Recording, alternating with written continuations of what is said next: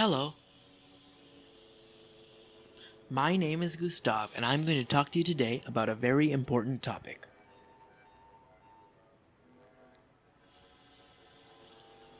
Two weeks ago, California's legislature approved a bill that would make California the fifth and largest state to approve assisted suicide. If Governor Jerry Brown signs the bill, California would join Oregon, Washington, Montana, and Vermont in permitting physicians to prescribe life-ending medications.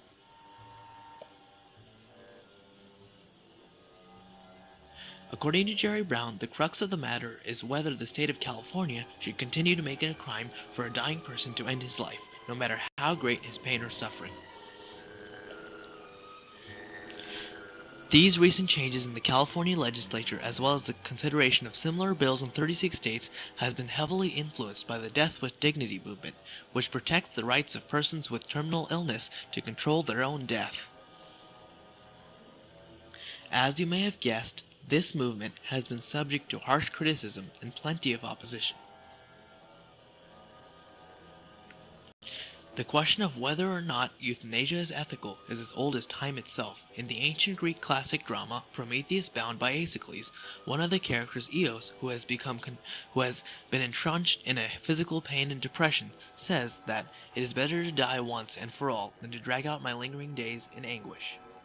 This seems to indicate that Aeschylus, a man who lived almost 2,000 years ago, believed that euthanasia could be ethical. Another, more recent supporter of euthanasia is 19th century iconic philosopher Friedrich Nietzsche, who once said that the enlightened regulation and control of death belongs to the morality of the future. Most modern pro-euthanasia advocates state that euthanasia should be moral if a person is suffering from a terminal illness, is unlikely to benefit from the discovery of a cure, is either suffering intolerable pain, or only has available a life that is unacceptably burdensome, and most importantly, is of sound mind.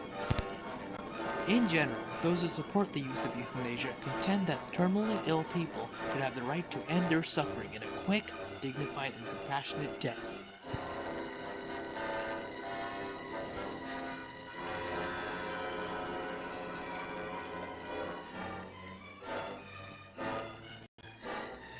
While the Death with Dignity movement and various other prominent figures have supported legalizing euthanasia and argued it's perfectly ethical, there are others who vehemently oppose suicide.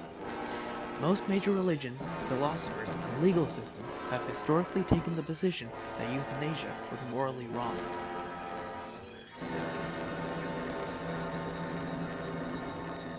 This point can be seen in Sophocles' play The Women of Trachis, in which the protagonist, Heracles, who is suffering from unbearable pain, asks his son, Hylas, to help him end his life.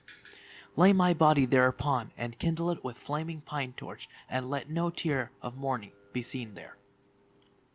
Hylas complains that in doing so he will become a murderer, and will be showing disrespect to the gods.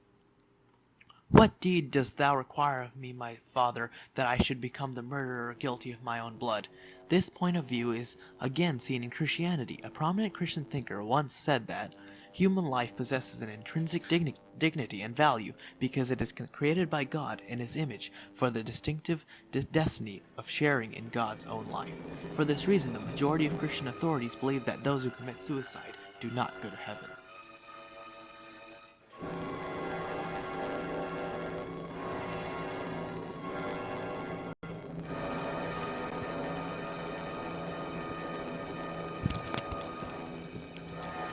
Contemporary opponents of euthanasia often cite the pledge that every doctor takes before entering the profession, known as the Hippocratic Oath. The ancient Greek oath states that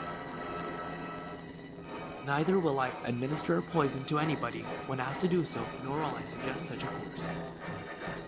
This directly forces physicians to swear never to aid in suicide.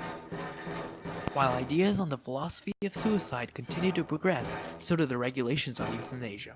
In the United States, the majority of states have had proposals to consider legalizing euthanasia. However, even if euthanasia becomes legal, whether and how patients will receive access to assisted suicide is a completely different matter. Sarcobarbital and pentobarbital are the most commonly used medications in assisted suicide. Pentobarbital, the cheaper of the two drugs and the preferred choice, is facing a drug shortage. This is mainly due to pentobarbital also being used in capital punishment. U.S. suppliers have stopped producing the drug because the suppliers do not want to be associated with lethal injection. This brings us to our second topic. If euthanasia is becoming increasingly more accepted, then why is the use of capital punishment being lessened in the U.S.? How can we deem one action that results in the death of a person morally right and the other morally wrong?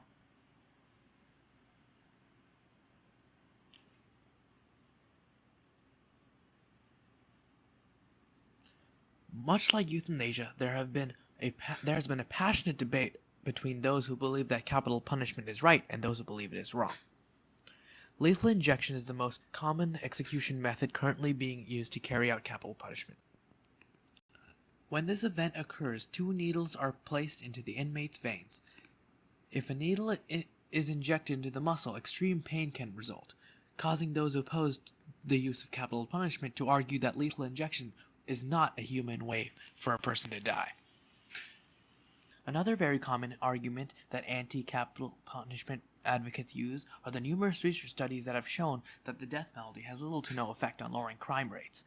In addition, errors in the justice system have also caused innocent lives to be lost. Another very common argument against capital punishment is provided by the Catholic Church. According to a representative of that organization, a sign of hope is the increasing recognition that the dignity of human life must never be taken away, even in the case of someone who has done great evil. Modern society has the means to protect itself, without definitively denying criminals the chance to reform. While there are many people who disapprove of the use of capital punishment, there are also many who believe in it. One prominent supporter of it is former President George W. Bush. When asked about the issue in a presidential debate, then Governor Bush stated that when the death penalty is administered in a sure and fair way, it can save lives. The use of capital punishment is also apparently supported in the Bible, when it says that if anyone curses his father or mother, he must be put to death. If a man commits adultery, both the adulterer and the adulteress must be put to death. Others who support capital punishment also say that it requires substantial reform. One such person is Al Gore. I support the death penalty. I think that it has to be administered not only fairly but also with very careful attention. The question of whether or not capital punishment and euthanasia is moral is still being debated today. Ultimately, it is the responsibility of every individual to decide whether or not these issues are moral.